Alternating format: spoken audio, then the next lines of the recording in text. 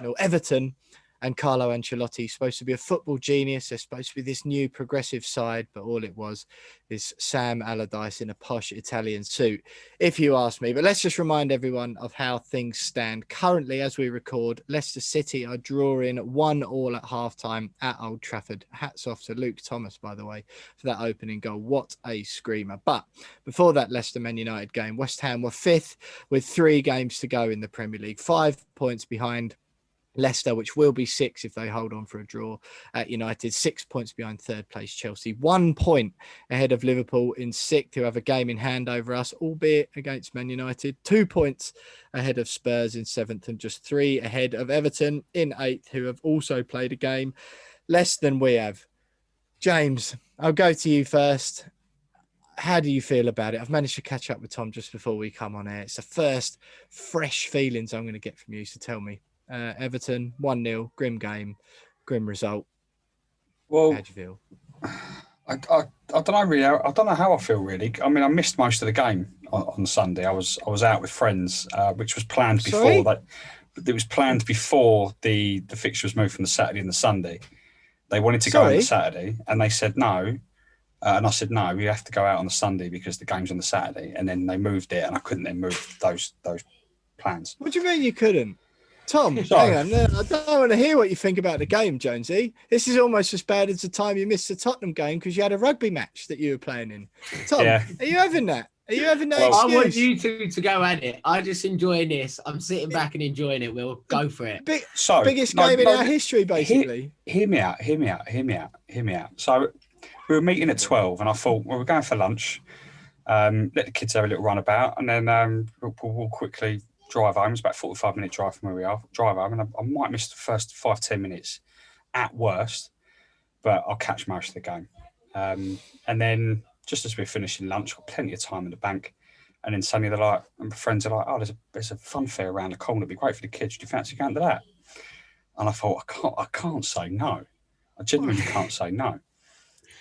Because I'd be the only one there that doesn't want to go. So I had to just agree with it, and I spent the rest of the afternoon looking at my watch. And ended up getting home. By the time I got home, I caught the last 15 minutes.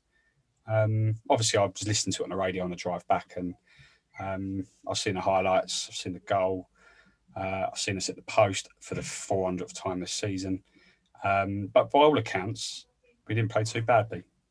And it was kind of like the story of several of our games this season where we played quite well, we've dominated possession, we've just lacked that end product, and it's just weird where some games we're lethal in front of goal and we could score about 400 in one game, and there's games like that where we just can't hit the back of the net. But I apologise, Will, for offending you by spending the day out and about. But yeah, it was just one of those things where I planned around the fixture, and then the fixture literally just turned around and stuck 2 things up at me and went, "Nah, you ain't watching me. I'm moving right where you've got things planned." So yeah, frustrating, but I didn't miss much. You don't have to apologise to me, man. I'm just offended on behalf of the thousands of listeners who download the We Are West Ham podcast every week. One of their favourite podcasts, no doubt, for the cutting, scintillating analysis that they get from me, you and Tom. And you've done them out of 33.3% of that this week. Well, that's true. You guys will have the night off. Well, I mean, I was thinking, boys, I was going to say, guys, have the night off because I've wronged our listeners. But the main listeners I would like to apologise to first and foremost is the first team, the players, because we know they listen. After Masuaku being the big one, so I apologise to the team for not tuning in with my support on Sunday. But I won't be missing a game for the rest of the season. That might have made all the difference, Tom, mightn't it? That little bit of James support we were lacking. Yeah, that's why it was perhaps the most grim game of football I've watched in 9 months. I'm absolutely astounded, James. Biggest game probably in our history, some were saying. But hey, what can you do? Tom, me and you, of course, have got absolutely nowhere near the same amount of commitments as James, despite the fact that we're fully functioning adults. Our lives don't really have anywhere near as much responsibility as Jones used to do. So I assume, like me, you were stuck to it from minute one, were you? Sadly, I was. Wish you were out. Functioning. Yeah, exactly. I wish I had a kid in this out, but I'm going to the fun fair next week.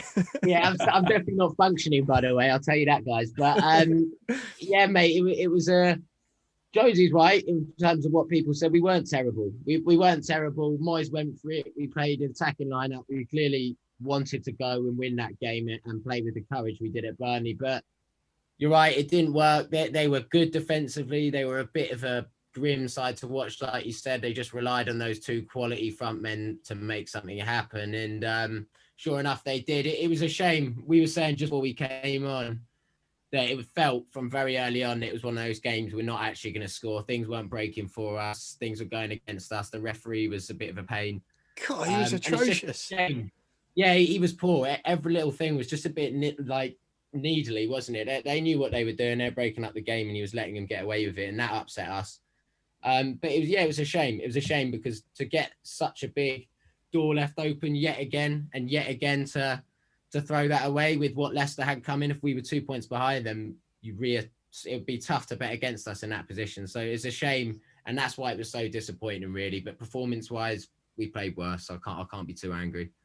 Well, I'd just like to thank you, Tom, on behalf of our listeners for taking the time out your busy schedule to watch the game, so you're prepared for this podcast. Particularly Adelaide Hammer, I think, has made it quite clear in his glowing review that you're his favourite member of the podcast. So bravo on that, lads. The only thing I would say is every single game from now until the end of the season is huge. We said that last week, and that hasn't really changed, has it, since last week? It's still going to be the difference between a historic campaign, as we were saying, and just a really, really good one. Obviously, we have lost that, but if you pick up 9 points from the 12, obviously it just puts that little bit more pressure on the next game. Would you say, James? Yeah, it does. We're under a hell of a lot more pressure than we were this time last week, but I've almost come to terms with the fact that it's not going to be the top four. Unfortunately, it's not. What I want us to avoid is what happened in 15-16, where you lose your last three games, where the two games where you should have won, and it costs you a top four spot, and you end up finishing seventh. And I think we've already established over the last couple of weeks that seventh will be incredibly underwhelming. We want to be finishing in the top six at the very least. That year we lost to Swansea and Stoke either side of that last game at Upton Park. And had we won those two games, we would have finished fourth. And we just want to avoid that. As long as we do our bit and win our last three games, then if it's not fourth, then at least we know we've done our bit and done all we can. It's out of our hands now, the way I see it. And as long as it's top six, then happy days. I think we can all look back and go, yeah, great season. Definitely a historic one. Yeah, totally agree. I think the problem is, Tom, before we get on to the housekeeping, let everyone know what's coming up on the show, is the goal difference, isn't it?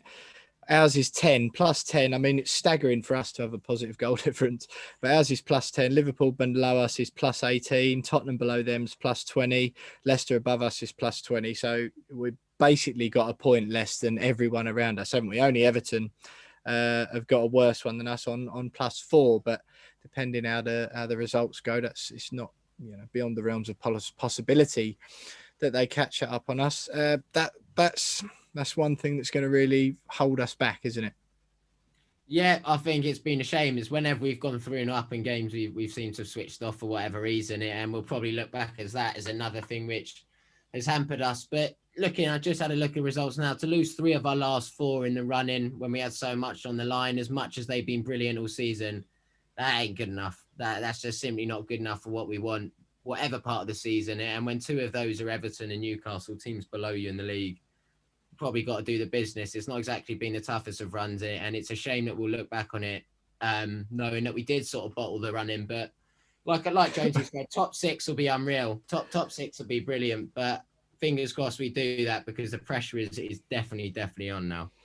Yeah, I'm not sure. I don't know. I'm not sure we've bottled it quite yet. I know what you're saying. I think if we get wins out of these last 3, then I think you got to say fair enough. For 3 wins from yeah, I know what you mean. It's on the way there, isn't it? But look, so boys, Martin Allen coming on soon, which is absolutely fantastic. Tom, I'll go to you first. Everton. It was a grim game, and I've said that I think probably 4 times, and we're only 8 minutes into the podcast. I don't think we've played against such a defensive side this season. I said it in the introduction, but I thought they got rid of Sam Allardyce in order to play better football. That was vintage Serie A football from the 90s, wasn't it? Just go 1-0 up and then make it grim. he's supposed to be this, modern day one of the greatest managers on the planet.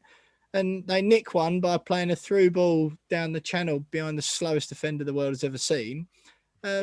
Celebrate it like they won the World Cup, and then just dug in and put 11 men behind the ball for the rest of the game. Yeah, it was a bit dark age at time, particularly the way they broke up play. But I think in a weird way, you've got to credit them because they were missing James Rodriguez, they're missing Decore, they can't play the way they probably want to. They're missing some of their best players. They've got the two up through the middle and they played to their strengths, probably knowing that we really had to go for it if we were serious about top four, so they could probably pick us off at one point. But you're right, it was a shame that they did that because we've been involved in some unbelievable games in recent weeks when teams have been opening up, and in both ways, that is, for Arsenal game suited them as well, and we've really gone for it. So it was a shame, and like we said, the way they set up, though, credit to them, because it did feel like it was one of those days we were never going to score. And as much as I hated it, well, I can't be too against them because we've done that plenty of times, and I've been a happy man with that setup.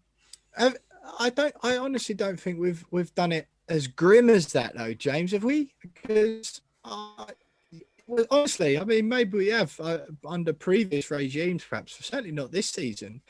It was just attritional garbage. United. Yeah, I mean, United we did away, didn't we? But obviously we didn't get the goal. But yeah, exactly. We did it before we'd scored. We didn't get the goal. We only opened up when we went 1-0 down. We kind of did it backwards, didn't we? But it's the sort of setup that we kind of almost expected David Moyes to implement before he decided he was a managerial genius. And yeah, it is disappointing. But I can't really have a go at them because they came and did a job on us. They knew exactly what they wanted to do. As Tom said, they didn't have their, probably their two best players. And they knew that, by stifling us and just digging in, it was going to cost us more than them. And, they've gained 3 points on us with a game in hand. And they got the job done. If that was us counter Everton in the same scenario and putting the same performance in and coming away with all 3 points, I'd be delighted. So, yeah, I mean, we're so used to seeing exciting goals, games over the last few weeks that, it was almost come a bit of a surprise that it was just a 1-0 performance. But the fact is that we had enough chances to be able to stop that, and we didn't take them. And that's been the story of a few of our games this season where we've just not taken enough chances. Yeah. But yeah. Yeah, I know what you mean, mate. So, Tom, on to West Ham's performance then. I personally, on Twitter afterwards, it was quite vitriolic. I don't think it was anywhere near as negative as people are saying against any team who you come up against. I don't particularly think there's any shame in losing to Everton. They're a good side. We got a result at their place. So to get 3 points out of 6 off of them in a season, I think is a good return against a team like that.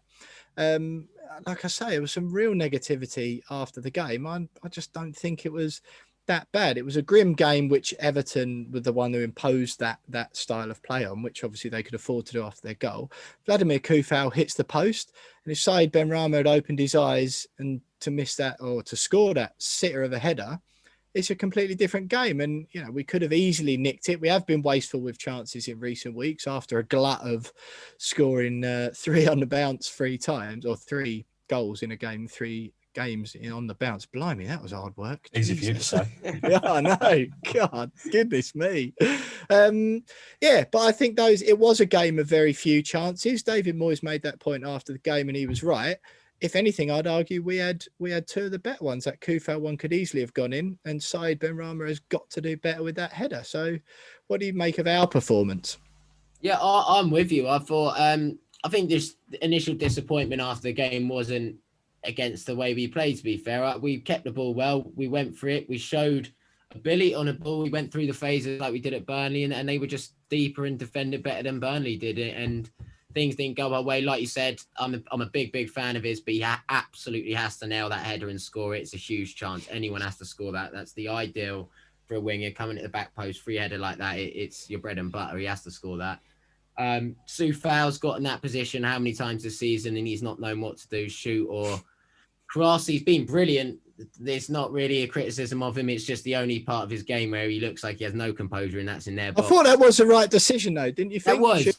You're just unlucky. Yeah, it was the weren't right you? decision, but his execution in the final third, apart from crossing, when he's actually in on goal, has been left wanting a few times. But yeah, we were class, and I think Fornals put in another brilliant performance. How good has he turned out? This last few months, he's been excellent, and everything seems to go through him, especially considering he moved into midfield at one point when Lanzini went off. He was just superb, and I think that's a huge plus for the last few months. And I love the fact that he's risen to it and shown that how good he can be, because he's finally been accepted universally by West Ham fans, and about time too. But can't be too angry, mate. Just one of those days, really. No. I totally agree, and I think it's important to maintain that positive feeling around the team. There's been plenty of times, I've been one of the loudest moaning voices at times like that. But I think, just we are where we are now. We've lost the game, 3 games left. Just heads up and go again. That's all we can do. But lads, we've obviously still got lots more to talk about in the Everton game. But Martin Allen is on his way. He's on the line. He's waiting to dial in to get involved in this conversation. So what we'll do, our other points for Everton, we'll leave those for part 2. And we'll ask him to West Ham icon, Martin Allen, who's next.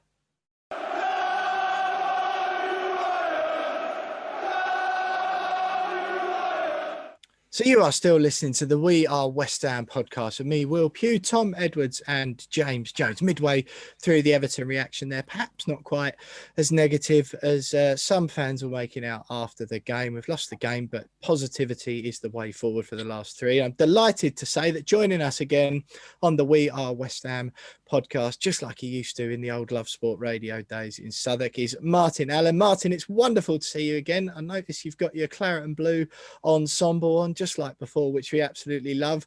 Everton we were talking about, and we were saying, me and Tom, it wasn't quite as negative as lots of people were making out. It was a bit of an attritional, grim game to watch, which was well played by Everton, I guess. But what did you make of it?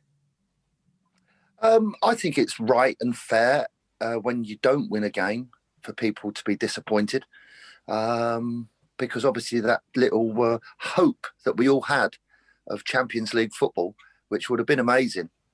I actually got my passport out.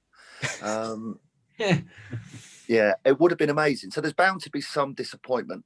But when you do sit back and you reflect on overall over the whole season, with the size of the squad that we've got, it's been a remarkable achievement, a remarkable effort overall. But on the day, of course, you're disappointed. But with Everton, going back to them, they are very, very strong away from home. They're very difficult to break down. And that centre forward, Calvin Lewin, he is a good player. Well, and we were also discussing, our top four dreams. They're still alive, but they're fading, particularly if Leicester get a result at Old Trafford tonight. I'm of the belief that if we finish outside the top 6, then it'll end up being a bit of an underwhelming season, although it's been a bit of a surprise for us to be up there and competing. Do you see it the same way, in that, if it's not top 4, it's got to be top 6, otherwise it will end up being a bit of a disappointment either way? Well, you just said yourself you didn't expect to be in the top 6, so why would it be underwhelming? I don't get that. When you set off at the start of the season, if someone would have said to you, or if you'd have said to somebody, I think we'll finish in the top 6, they would have thought that you were mad, not me. Yeah. So I don't think anyone could turn around and say it's underwhelming. It's been a magnificent season. We had some big injuries in big games just a couple of weeks ago to our best players. And if you don't have your best players playing, you don't win. We all know that. So it was tough for those couple of weeks because we were all excited, me included, but certainly not underwhelming. I mean, that's just stupid. What's funny about that? Martin, we're going to be sick at the start of the season. You'd have had to be at a Sunday afternoon barbecue with too many drinks and a few tequilas saying, I think we might get 6th. And everybody would have gone, throw your beer on and go home, mate. You've had enough. Is there not an argument? I was just going to say, is there not an argument to say the position we got ourselves into that it would then be a disappointment? Not that it is a disappointment, but from being in such a strong position not to get it would then be a bit of a shame for the players included. That's a different word, a shame.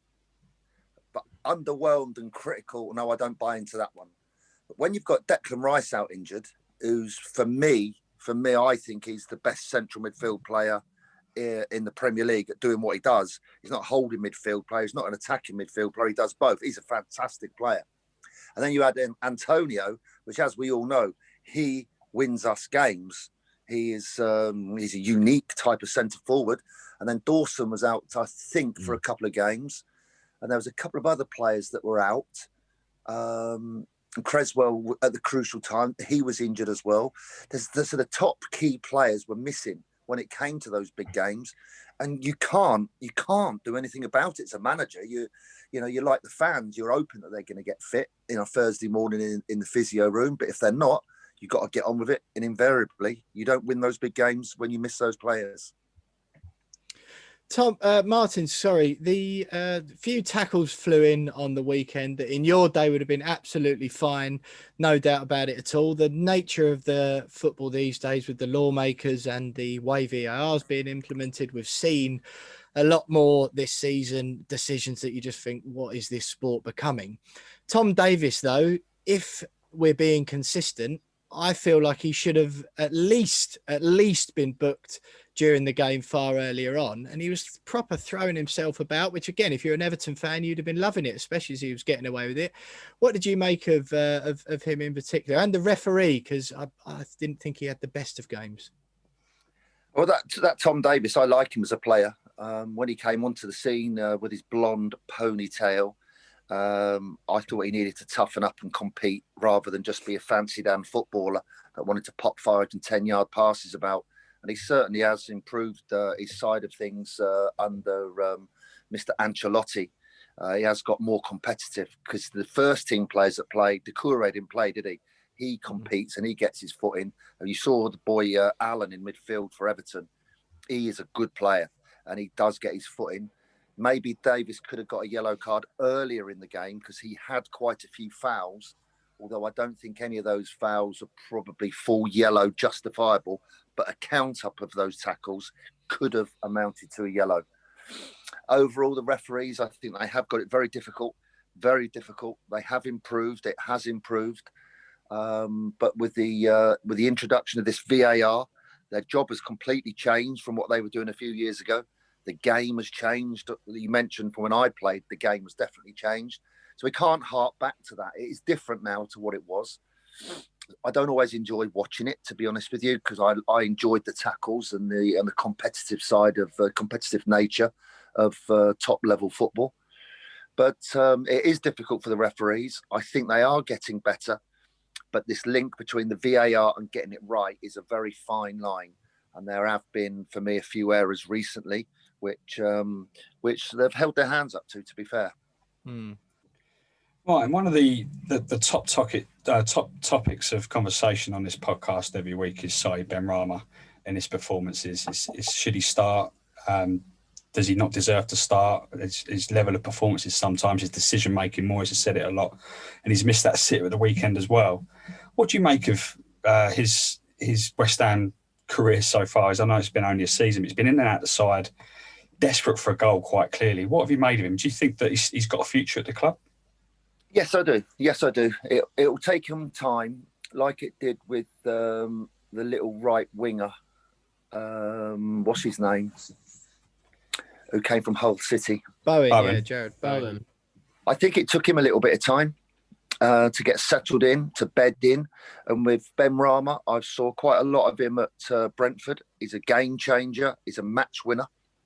I mean, you can see when those types of players go from being the the big fish in the little pond at Brentford, with all due respect to everybody at Brentford, then to go to West Ham and to go into the role that he's got. And I think that was the same with the player that went from Leicester City called Riyad Mahrez, who at Leicester, he was the magic on the wing that would transform the hard-working Leicester City team with Kante, Drinkwater and Vardy and the little Japanese player that used to play as a number 10, hard-working. And Benrahma and Mahrez had the magic. When Mahrez has been at Man City, it's taken him a year and a half to settle in and get that feeling. And now he is playing like he's a top draw player. And I think Benrahma has got that potential. It may take a bit of time. It may take him time to get used to the pace of it because it is an increased level, especially at the top end of the Premier League. But I think he's a good player. He will win games. And I know it's disappointing he missed that great opportunity the other day. But when players are getting opportunities, that's more important, because if you don't get opportunities, you're never going to score. And he does get opportunities. He will make things happen and he will score goals. Martin, just before Tom jumps in, we asked our listeners today on social media for an opinion on him, because we're as guilty as anyone of having the conversation about him this week, most weeks, which inadvertently shines the spotlight on him. I think that comes, of course, with the sizable fee that the club paid for him. There was a lot of excitement. But we said earlier on, if you were manager of West Ham, what would your approach to Said Benrahma be? The options were start him most weeks, needs games, but leave him on the bench at the moment because there's better out there, or get rid in the summer. Now, 64% of people would say start him most weeks. 30% said need games, but leave him on the bench for now, and just 6 want to get rid in the summer. So it's clear that the vast majority of West Ham fans, of our listeners, are behind Benrahma. So same question to you, Martin. If you were in charge, you've said he clearly has a future at the club. He obviously needs a run of games. Would you have him in the team right now, or would you say just be patient, we'll get through because you're perhaps not in our best 11, and we'll bed you in a bit more over the summer and next season? Yeah, absolutely. Without a shadow of a doubt. I'm sure Mr. Moyes has had conversations with him in private at the training ground. The team is winning. The team is playing well. There's pace in the team. There's creative quality in the team. And it may take him time to find his position, find his mojo for playing for West Ham and the size of West Ham. It will take him time. And I'm sure Mr. Moyes has explained all those things to him. He always puts him on as a sub, I think, when he is a sub. He's given him a few games, and it'll be an in and an out, and an in and an out. And I'm sure that's how it'll work with him. And I'm sure the player will understand that as well. Martin, one player who's been in the side for the last few weeks is Issa Diop, and he's another one who sort of divides opinion. And on the weekend, he might have been partly at fault for the goal as well. And what have you made him join? Because he's been there a few years now, and he doesn't seem to have pushed on to where we all expected he could have been from when Mourinho said he was a monster. So what do you make of him, and do you think he has a future? Oh, yeah, definitely. We've got to keep all these players together now. He may not have kicked on, as you rightly say. However, I've got a cousin who's critical of some of the players, and I say, why don't you shut up, you idiot? They're fourth in the league. This is the Premier League, not the Championship. Premier League. And we're challenging for the Champions League. How can you be critical of these players? These are better than what you've had for ages.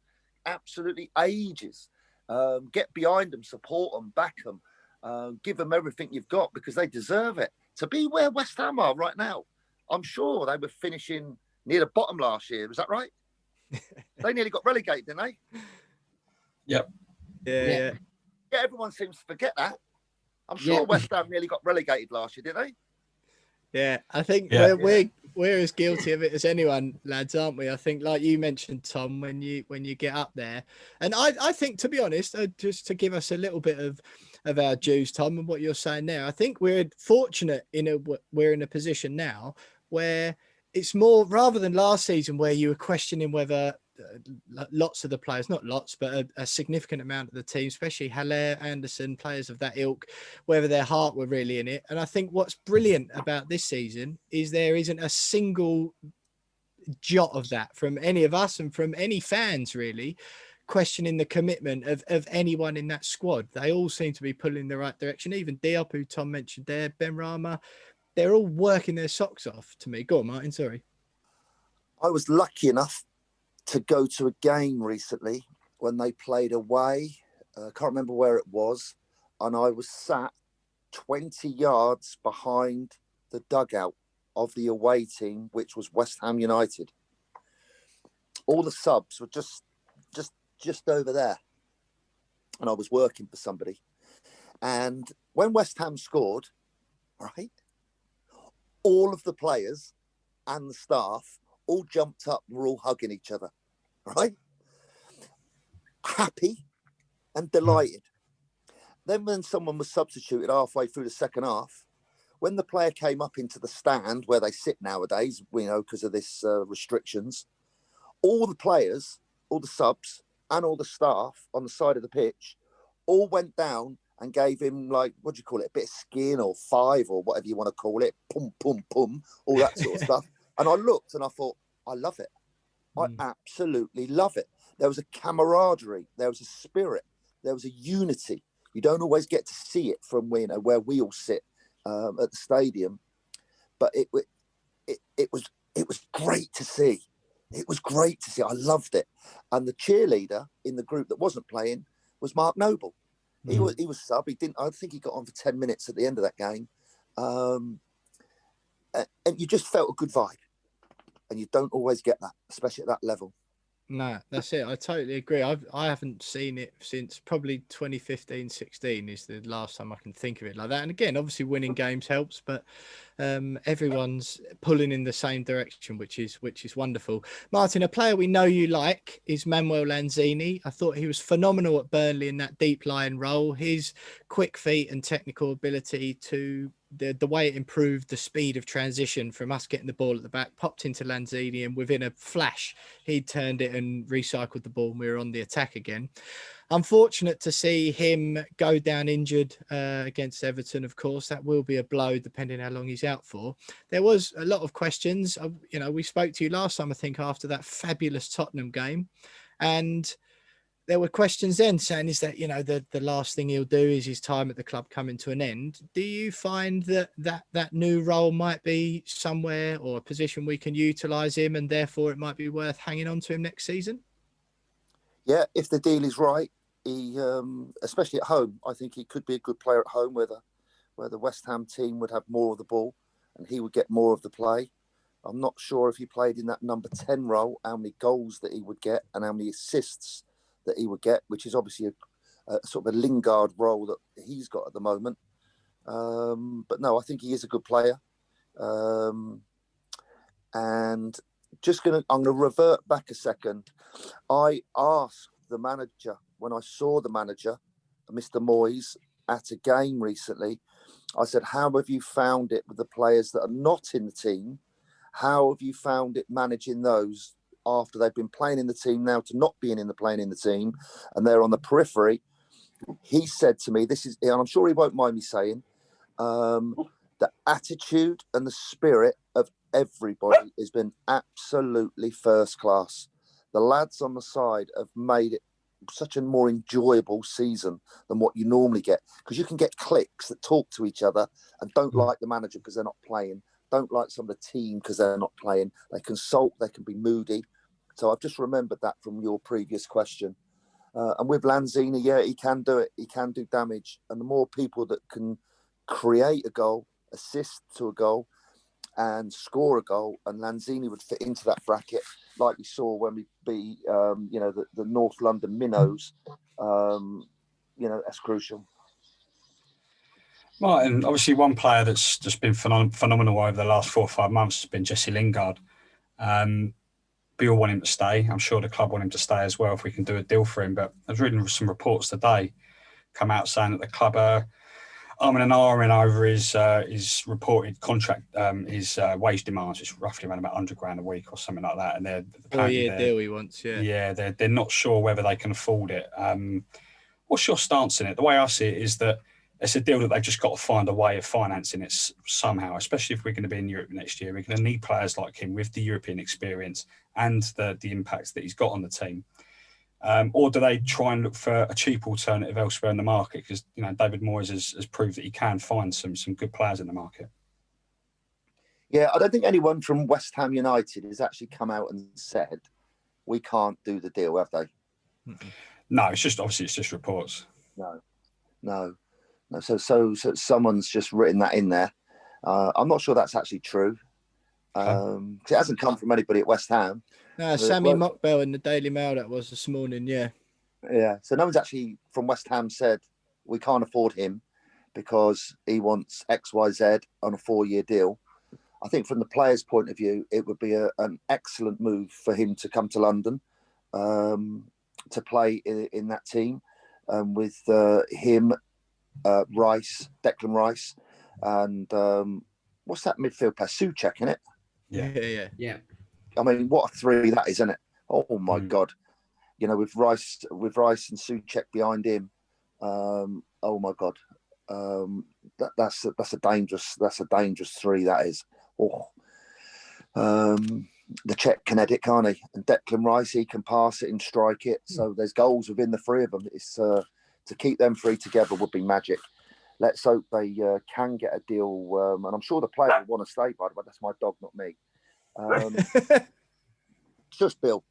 They will want to do it. You know, Mr. Gold and Mr. Sullivan, after, you've got to say, it's been a testing few years with the move from the stadium and then the team not being quite right and some poor recruitment.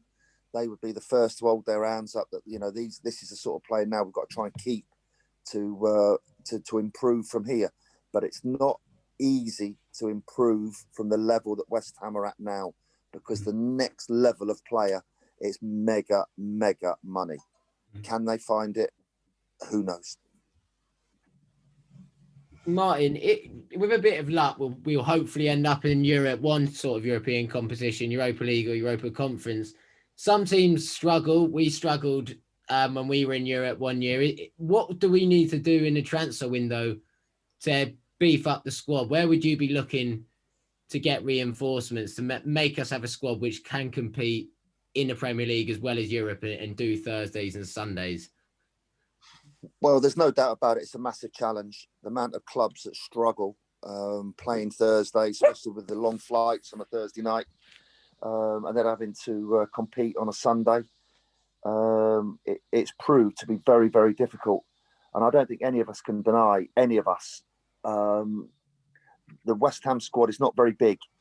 Some of the young lads, I think we had 3 young lads on the bench the other day, didn't we? You know, it's all proper young. You know, then you see some of the other Premier League teams. They've got 22, 24 players that could all play in their first team. West Ham haven't got that luxury. We haven't got that luxury. You know, we've got what would you say, 18 players that could all play in the first team and do well. And then after that, to play in that division, in that league, you need a lot more than that. And it can affect league form as well. So it's a concern to go into it. Is it good to go into it? Not sure. Martin, it's been absolutely brilliant having you on again, and we love having you. We always appreciate you giving us your time. So just the last couple before we let you go. How do you see it playing out? 3 games left and we keep saying it the last few weeks. You know, these 3 games are the difference between what could be a historic campaign or just a very, very good one, as you've mentioned. Who are they again? So Brighton is the next game, then Southampton is the last home game, and West Brom. There we go. Yeah, sorry. Brom. So 3 winnable games there against teams. If you had to pick, if you said to West Ham fans, you got 3 games to win to qualify for the Champions League, pick your opponents. I think all of them are in the bottom 6 of the division at the moment. So, how do you see it playing out from here? West Ham will win all 3 games, get 9 points, and sneak into the Champions League by 1 point, and we'll be dancing at Heathrow with our passports. It's quite simple. Excellent stuff. We'll definitely get ours and we'll pick you up on the way, Martin. I know you're the other side of London. It doesn't matter. We'll whip round the M25. I'm trying to get my head around this. What is hello in Spanish? Hola. Hola. What is it in Italian? I don't know that one actually. I could have given you. Buongiorno. Buongiorno. Yeah, I'm practicing all this. I'm going to go all the way. Hello. Thank you. Goodbye. Not that well traveled, man. Yeah. See you later.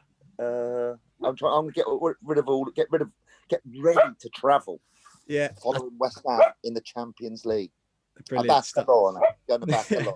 Well, we'll drive, Martin. You bring the phrase book, and James and Tom can sort out the food and drink. But Martin, just one before we do let you go, I've got to ask you about it. I know it's sort of been and gone now, but I'm really interested to hear your thoughts on it. I want to know what you made of the Super League, the European Super League, first of all, And then afterwards, you know, it was good to see a lot of players and managers coming out, and all of them would have no doubt been in really awkward positions. I thought some of them spoke far better than others on the topic, but they would have been in really awkward positions, particularly the ones who were playing for the clubs who were involved in it. So I just wondered, first of all, what you made of the Super League, and if there was any, you know, there was any times in your career, be it as a player, as a manager, where it was an awkward position for you, and where you had to, you know, you had to go against what your morals were telling you was best, almost. Well, it's just them Americans really being greedy, wasn't it? Really, it was typical American thing where they just franchise their club. It's nothing like the history and the passion that we've got in our country. You know, they buy clubs and move them between cities over there. I mean, it's absolutely ridiculous. The amount of money that they were going to pick, what was it, 300 million each? Mm. So you could see them sitting on their sun lounger in Palm Beach, $300 million coming in the back pocket. Who cares about Man United and what they're doing? Not bothered. I thought it was absolutely ridiculous and greedy. They'd never have been allowed to come back into this country. There's no way. And the protests, I think, would have been, from all of us, me included, I'd have been there, definitely. Absolutely ridiculous. The only one, going back to the second part of your question, is that bond scheme. And when that was all kicking off, you know, I didn't agree with that. And then when that chap came on the pitch one day with the corner flag and put it in the centre circle, and I went over to it, I went over to him and tried to persuade him to get off. And I said to him, mate, I agree with you, but you better get off because we've got to finish this game.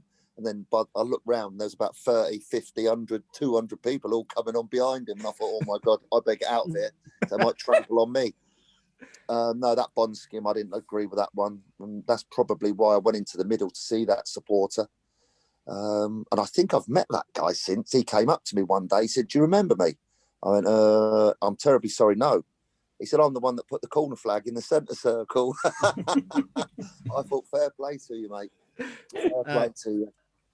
Yeah, I think it was just one of those situations, wasn't it? I think especially these days where perhaps the money inevitably changes the relationship fans have. You know, in your day, there was, I think it's fair to say, more of a connection and more relatability with players like yourself and your teammates. You know, some of the players you played with are iconic fan favourites. And we know from speaking to you guys, a lot of your former teammates on the podcast, you know, really friendly, and there is that relatability. I think there's more of a distance now, but I was quite warmed by some of the messages and some of the players. Just despite all of that, they do have a lot at risk, all of them, don't they? Because I wasn't quite sure which way it was going to go, but they stood up and were counted, which I thought was pretty good. Yeah, well, the current group of players, their parents, you know, similar to my age, grandparents, would have been horrified.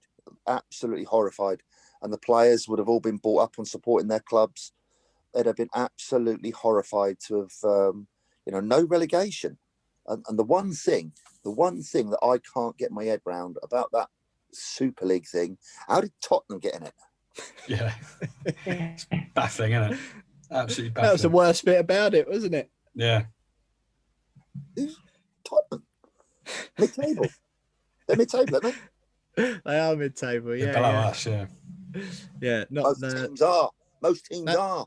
I haven't won a trophy for 13 years, I don't think. So, yeah, not too much super about them whatsoever. But Martin Allen, it's been absolutely brilliant. We do appreciate you giving us your time. It's great to hear what you've got to say on all things West Ham. And, you know, fingers crossed. You've said it already, Martin. We're going to finish in the Champions League by a point. I'll get one of the lads on booking the minibus now. You get the passports and the phrase book ready, and we'll see you at Heathrow in about 4 months' time, eh? Yeah, we won't need a minibus if we're going to Heathrow. We'll be going on an aeroplane. Well, we've got to pick you up on the way. Martin, imagine it. Thanks so much for joining us. Just imagine that Champions League music at the London Stadium. Exactly. Declan Rice staring up at the floodlights. Lionel Messi quivering his boots on the other side. Messi's gone. He's past it, mate. He's useless. Well, Well, it's been absolutely brilliant having you with us. Thanks so much for joining us this season and for all your time this season. We hope to talk to you again, of course, when, ahead of some of those European nights, as you mentioned. But fingers crossed, we're all hoping we can do it. Martin Allen says we can do it. And what more support do you need than that? Stay with us.